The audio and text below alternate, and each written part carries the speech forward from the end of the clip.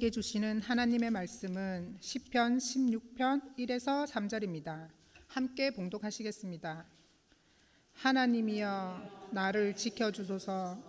내가 주께 피하나이다.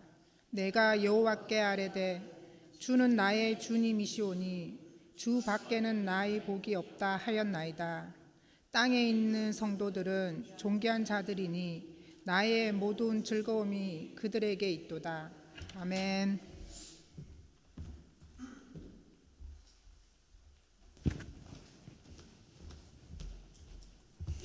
할렐루야.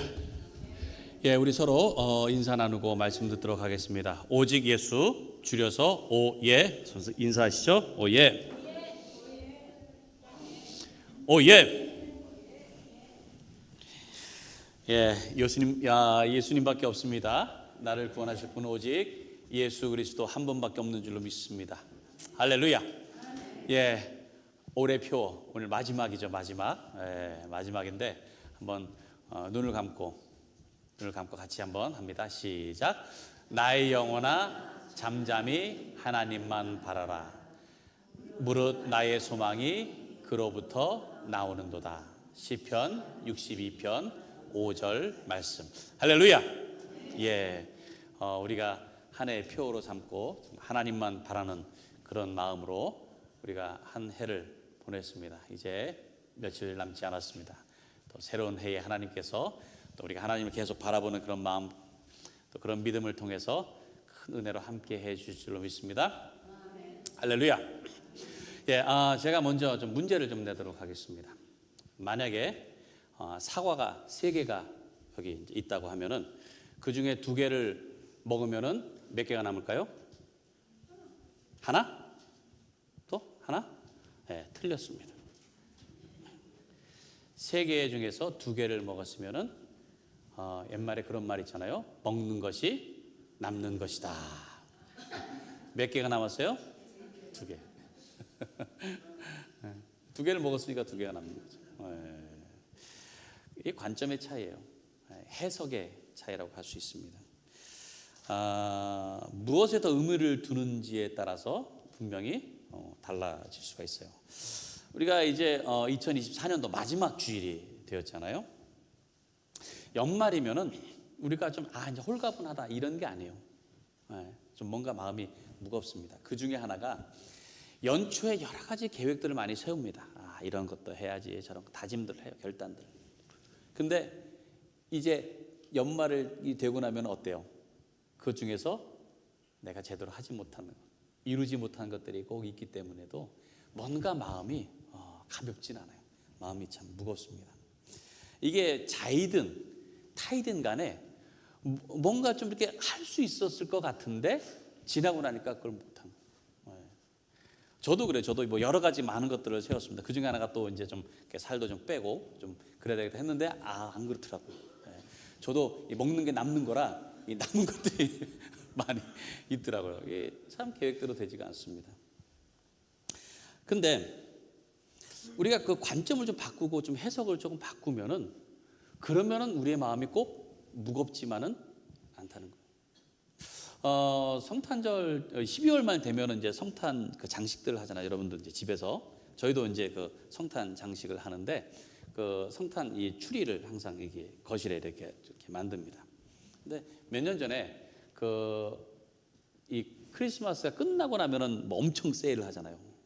요즘은 이렇게 잘 안 하는데 옛날에는 엄청 세일했습니다. 막 80%, 막 90% 그렇게 해가지고 거의 막 처분하다시피. 그때 이제 하나 산 게 추리에 이렇게 불같이 같이 나오는 그런 걸 이제 하나 샀어요. 이걸 샀는데 그 작년에 이쪽 한쪽에 이렇게 라이트가 안 나오는 거예요, 잘. 그래서 이거를 좀 어떻게 왜 그러지 하면서 이제 전구를 이제 뭐 이렇게 만지다 보니까 다행히 나왔습니다. 그래서 이제 1년 잘 보냈어요. 근데 올해 그걸 하려고 하니까 올해는 도저히 안 되는 거예요. 아무리 뭐 전구를 깼다 뺐다 뭐 우리가 다 달려들어가지고 막 찾고 해도 한쪽이 이게 안 나오는 거예요. 안 나와요. 어떻게 해요? 그렇다고 해서 이렇게 뭐 아래쪽만 켜고 할 수는 없잖아요. 그래서 어떻게 하나 이거를. 그래서 올해는 또 크리스마스 지나고 나면은 또 새로운 걸 다시 이제 사야 되나 그런 계획을 세웠어요. 살려고 크리스마스 지나자마자. 근데 그걸 이제 어떻게 해야 되나 하다가 보니까는 이쪽에 또 라이트가 이제 그거는 이제 그 색깔이 하나만 나오는 색깔이 있습니다. 파란색만 나오는. 그래서 그걸 그냥 한번 둘러봤습니다. 이렇게 둘러보니까 의외로 또 그냥 또 다른 그런 색다른 그 추리가 되는 거예요. 그냥 단색으로만 했는데도. 그래서 올해 계획이 끝나자마자 살려고 했는데 안 하기로 했습니다. 계획대로 안 하고. 왜냐하면 그것도 나름대로 또 괜찮으니까 뭐 돈도 굳고 또 뭐 분위기도 괜찮고 해서 그냥 내년에도 이대로 하자라고 그렇게 했습니다. 우리가 어떤 경우는 계획대로 되지 않더라도요, 오히려 다른 것들을 얻을 수 있다는 거예요. 다른 것들. 그러니까 올해를 돌아보면서 여러분들이 이루지 못한 것들이 있습니다. 이루지 못한 것들. 근데 또 돌아보면은 뜻하지 않게 이룬 것들이 있는 거예요. 내가 계획하지 않았고 내가 뭔가 하려고 한 게 아닌데 그냥 거저 얻은 것들이 분명히 있다는 거예요. 분명히 있다는 겁니다. 그래서 이 부족하고 연약한 것들 있잖아요. 근데 그런 것들이 오히려 우리에게는 그게 더 채워지고 더 강해지는 그런 기회가 될 수 있다는 거예요. 없는 것 때문에, 안 되는 것 때문에 힘들어할 게 아니라 오히려 그것 때문에 잘 될 수도 있고 그것 때문에 더 다른 것들을 얻을 수 있게 된다라는 거예요. 그래서 우리가 하나님 앞에 감사할 때 무엇을 감사할 수 있느냐? 내가 부족하고 내가 없는 것들, 연약한 것 때문에 우리는 감사할 수 있는 줄로 믿습니다. 성경은 그래서 은혜가 선물이라고 하잖아요. 선물. 내가 자격이 있어서가 아니고 내가 뭐 수고했기 때문에 마땅히 받는 게 아니라 그냥 무조건적으로 그냥 주시는 거예요. 그냥 선물과 같이. 그래서 여러분들이 올해를 돌아보면서 애쓴 노력과 수고가 있더라도 그것보다도 하나님의 전적인 은혜, 하나님께서 거저 베풀어 주신 이런 은혜, 이것을 먼저 기억하고 감사하는 여러분들 되시기를 간절히 축원합니다. 우리는 하나님의 형상대로 만들어진 존재입니다. 비록 우리의 모습이 처음 창조된 모습은 아니었을지 몰라도 우리는 하나님으로부터 존귀한 존재로 만들어진 그런 존재라는 거예요. 뭐 서로 생김새는 다 다르고 또 비교해 보면 좀 다를 수가 있습니다. 근데 그럼에도 불구하고 하나님께서는 당신의 형상대로 만든 각각의 작품이라는 거예요. 작품. 똑같지 않잖아요. 똑같은 걸 뭐라 그러죠? 상품이라요. 상품. 상품은 똑같아야 되지만 우리는 작품이에요. 다. 그래서 그 작품마다의 하나님께서 거기에 담으신 그런 귀한 사랑으로 다 여러분 만드셨다. 생긴 게 조금 뭐 다른 사람보다 조금 덜할 수도 있고요. 뭐 건강이 좀 덜할 수도 있고 좀 성격이 좀 덜할 수는 있어요. 그렇지만 하나님께서 다 필요해서 만드신 작품이에요. 그래서 뭐 다 멋진 작품이라고 할 수는 없겠지만 어떤 경우는 좀 독특한 작품들이 있긴 있습니다. 하나님께서 다 만드셨다는 거예요. 한 사람 한 사람을. 왜냐하면 하나님께서는 우리를 존귀하게 여기시기 때문에 그렇습니다. 존귀하게 여기십니다. 그래서 내가 나를 볼 때는 내가 만족스럽지가 못해요. 그런데 하나님이 보실 때는 그렇지 않아요. 여전히 하나님은 우리를 그 누구보다도 가장 귀하고 존귀하게 여기시는 줄로 믿습니다. 자, 먼저 그 출애굽기 성경을 먼저 볼까요? 하나님께서 모세를 부르실 때에 하나님을 이렇게 소개를 합니다. 이렇게 소개를 해요. 자, 보세요. 또 이르시되 나는 내 조상의 하나님이니 아브라함의 하나님, 이삭의 하나님, 야곱의 하나님이니라 라고 하나님 자신을 소개를 합니다. 왜 하나님께서 내 조상의 하나님, 아니 뭐 이스라엘 민족의 하나님 그걸로 끝나지 않고 거기에 아브라함, 이삭, 야곱의 하나님이라고 얘기를 왜 하셨을까요? 그만큼 하나님께서는 1대1로 인격적으로 만나시는 하나님이시라는 거예요. 그냥 이렇게 딱 싸잡아가지고 이스라엘 민족의 하나님이 아니라 1대1로 만나시는. 그래서 아브라함에게는 아브라함의 하나님으로, 이삭에게는 이삭의 하나님으로, 야곱에게는 야곱의 하나님으로 만나 주셨다라는 거예요. 그 한 사람 한 사람에게 정말 귀중한 하나님으로 만나 주셨다. 그냥 하나님이 아니고요. 저를 만났을 때는 김은관의 하나님, 김은관의 하나님. 뿐만이 아니라 우리 조지연의 하나님, 손영경의 하나님, 장기숙의 하나님, 김춘수의 하나님, 이기종의 하나님, 김하진의 하나님. 앞줄만 했습니다. 앞줄만. 네. 여러분들 다 그렇게 만나주신다. 한 사람 한 사람 나의 하나님으로. 오늘 본문 가운데서도 다윗이 뭐라고 얘기합니까? 나의 주님이라고 하죠. 나의 주님. 그 당시에는 신이 뭐 누구의 하나님 이렇게 표현되는 게 사실 없어요. 근데 하나님께서 한 사람 한 사람에게 그 사람의 하나님으로 만나 주신다고 하는 거예요. 그만큼 긴밀한 관계, 친밀한 관계, 가까이 만나 주시는 하나님이라는 것을 우리에게 보여주시는 것입니다. 오늘 이 본문은 다윗의 시입니다. 다윗의 시. 다윗은 그런 하나님을 만난 거예요. 정말 하나님이신데 나의 하나님이구나. 나 다윗의 하나님이구나. 그것을 깨닫고 나니까 모든 사람의 하나님으로 만나주시는 그 하나님의 그 놀라우심, 그 사랑, 그 은혜를 깨닫는 거예요. 그래서 오늘 본문을 통해서 고백을 하고 있는 겁니다. 자, 한번 볼까요? 자, 다음 우리 본문 1절. 하나님이여 나를 지켜주소서 내가 주께 피하나이다. 자, 어떤 상황인지 모르지만은 지금 다윗은 적으로부터 피해서 숨어 있는 그런 상황이에요. 그래서 하나님에게 지켜달라고 호소를 하고 있습니다. 절박하고 불안한 그런 상태에 지금 놓여 있는 겁니다. 그러면서 기도로 이제 시작을 해요. 근데 우리가 보통 보면은 좀 이렇게 무난하고 평안하면은 하나님 잘 찾지 않습니다. 잘 찾지 않아요. 뭔가 내 일이 뭐 잘 풀리는 것 같고 별로 문제도 없고 그러면은요 뭘 하느냐 방학을 해요. 방학. 네. 그래서 이 교회 이렇게 좀 다니시다가 좀 이렇게 쉬는 분들 보면은 꼭 그래요. 나 방학이에요. 나 방학 끝나면 나갈 거예요. 그러더라고요. 방학이 어디 있습니까? 방학이. 네? 방학이라는 게 어디 있어요? 그럴 때일수록 더 하나님을 의지해야죠. 네? 그렇게 방학하다가 방황하게 됩니다. 네, 여러분 절대 방학이라는 거 없어요. 그래서도 절박하고 불안한 상태가 필요한 거예요. 왜냐하면은 그래야 내가 할 수 있는 게 아무것도 없구나. 내가 오직 하나님만 오로지 하나님만 의지하고 바라봐야 되겠구나 하는 것을 깨닫게 하는 것이 그런 상황이기 때문에 그래요. 자, 여기서 주께 피하나이다라고 했는데요. 이 피한다는 동사는 완료형이랍니다. 이거는 내가 지금 피한다는 게 아니고 지금까지도 계속해서 주님께 피해왔다고 하는 것입니다. 그 경험에서 얘기하는 거예요. 그 경험에서. 다윗이 어땠습니까?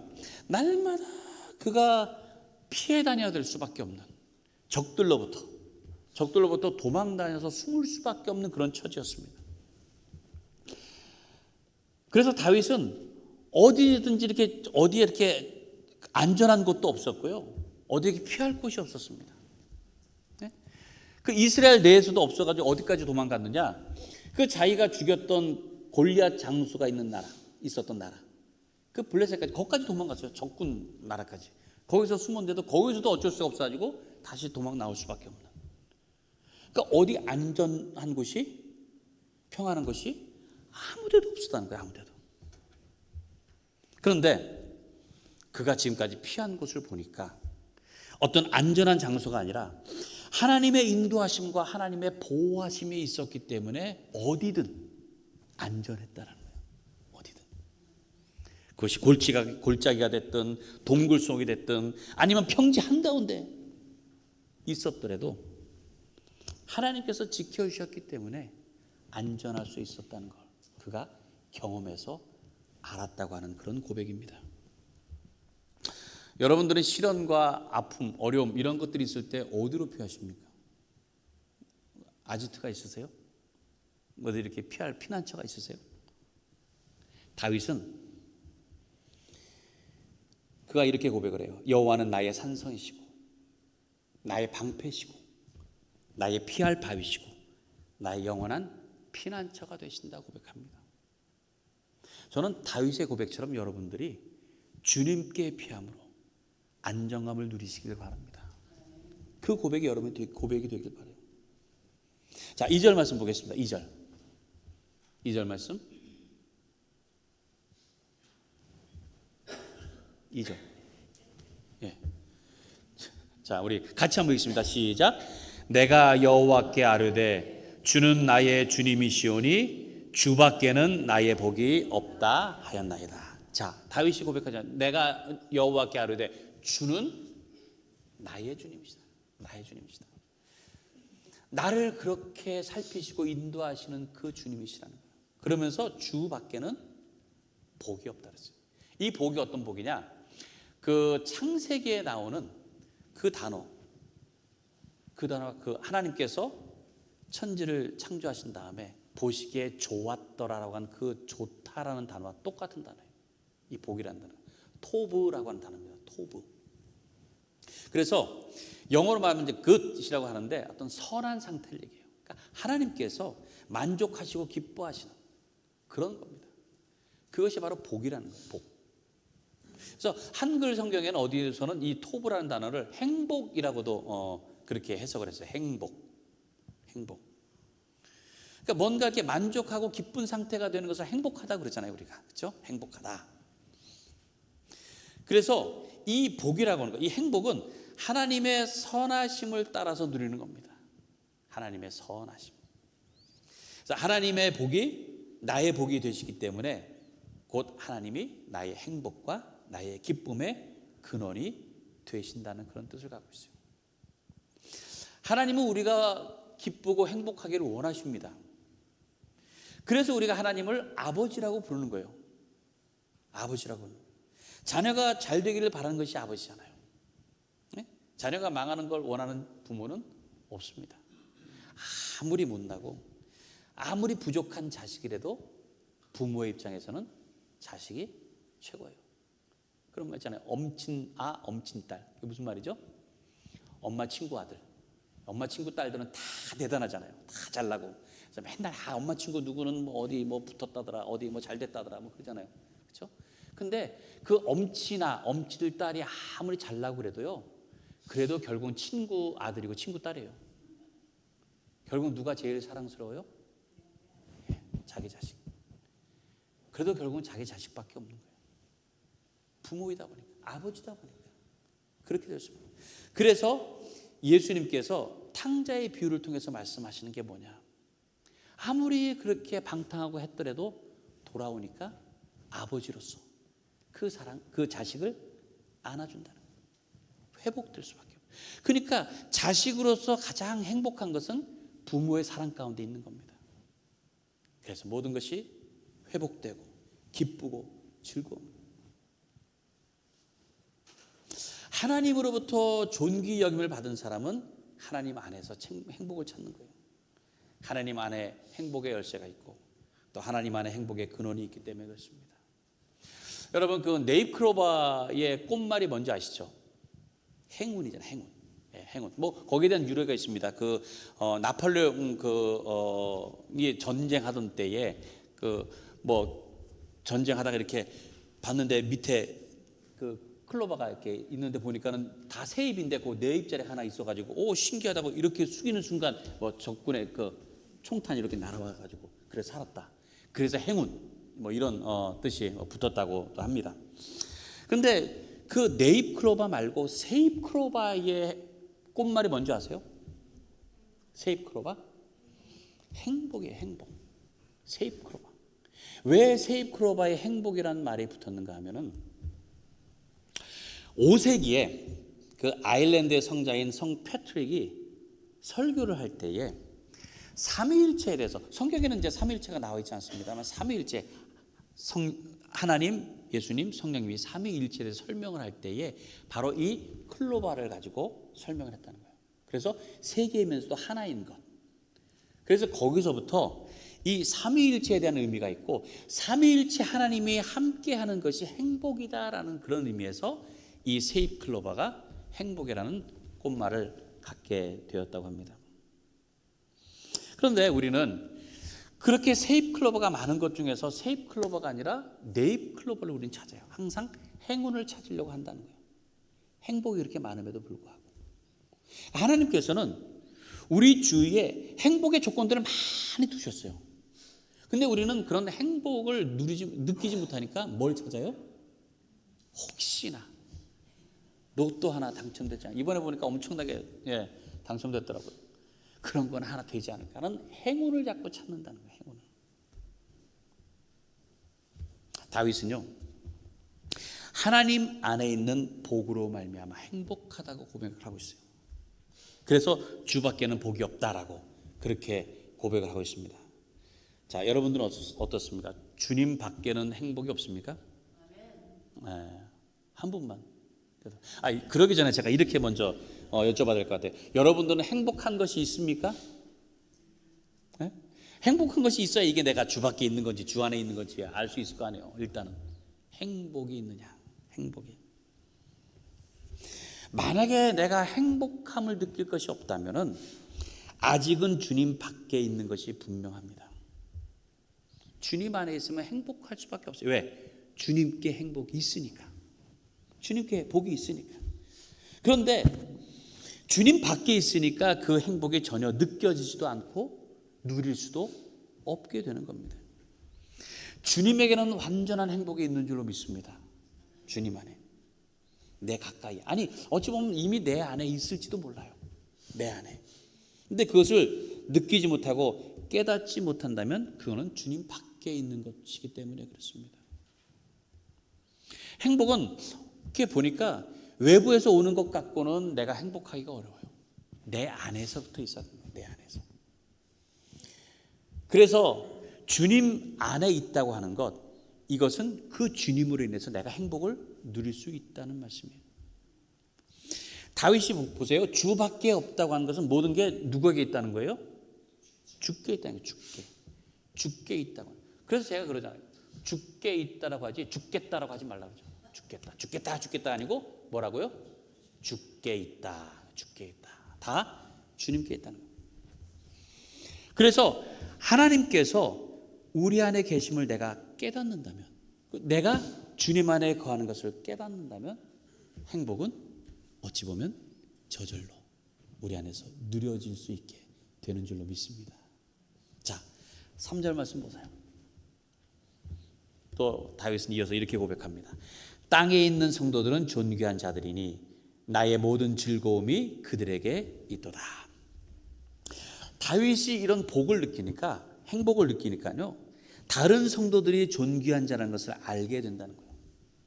그리고 그들에게 나의 모든 즐거움이 있다는, 그들에게. 내가 행복하지 않다는 것을 어떻게 아느냐? 내 주위에 즐거울 일이 없는 거예요. 즐거울 일이 없어요. 온통 짜증스럽고 불편하고 지루한 것들만 옆에 있는 거예요.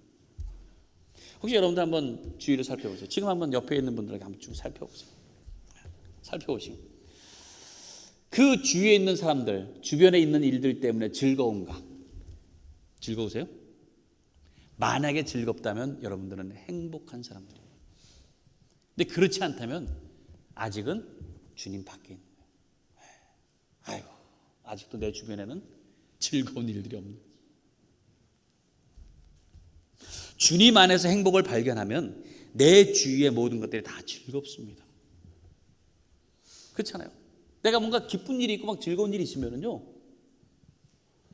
다 좋아 보여, 다 이뻐 보여, 다 즐거워요.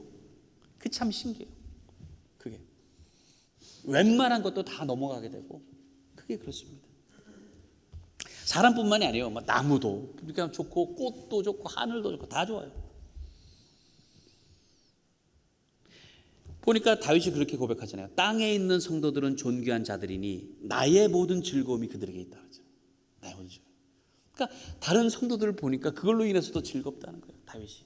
그러니까 얼마나 행복함 가운데 있는지. 그러니까 다윗은 다른 성도들에 대해서도 존귀한 자라고 말하는 것을 보면 자신만 존귀한 자라고 얘기하지 않습니다. 자기는 왕이니까 존귀한 자가 아니라 주님의 사랑을 받는 자는 누구가 될지라도 어느 누구라도 존귀하다라는 거예요. 존귀하다. 그러니까 내가 존귀하다는 것을 깨닫고 나니까 다른 사람들도 존귀하게 여겨지는 것입니다. 그리고 그러한 존귀한 사람들을 보니까 내 마음에 즐거움이 있다는 거예요. 즐거움. 사랑하는 여러분, 우리 모두는 한 사람 한 사람 모두 주님 앞에 존귀한 자예요. 하나님의 복을 힘입은 자인 줄로 믿습니다. 지난날 내 삶의 모습이 아무리 초라하고 또 막 헤매는 그런 삶일지라도 그것 때문에 우리의 존귀함이 반감되는 게 아니에요. 우리의 존귀함이 바라는 게 아닙니다. 올해 우리가 세운 많은 계획들을 이루지 못했을지라도 하나님의 자녀라는 우리의 존재는 결코 변함이 없다는 거예요. 하나님께서 베푸신 그런 또 다른 은혜들, 이런 것들을 생각하면서 기억하면서 무엇보다도 하나님이 내 아버지가 되신 것, 그리고 나의 구세주가 되신 것, 이것을 감사하는 여러분들 되시길 바랍니다. 그래서 나의 영혼아 하나님만 바라라. 그 주님을 바라보는 그 모든 은혜, 그것이 여러분 가운데 더 충만하기를 간절히 축원합니다. 새해에도 여전히 나의 아버지가 되셔서 나를 가장 사랑하시고 나를 가장 존귀하게 여기실 그 하나님이 계심, 이것을 무엇보다도 기뻐하시면서 주님 안에서 늘 평안한 삶이 되시기를 주님의 이름으로 간절히 축원합니다. 이 시간 함께 찬양하고 그리고 기도하도록 하겠습니다.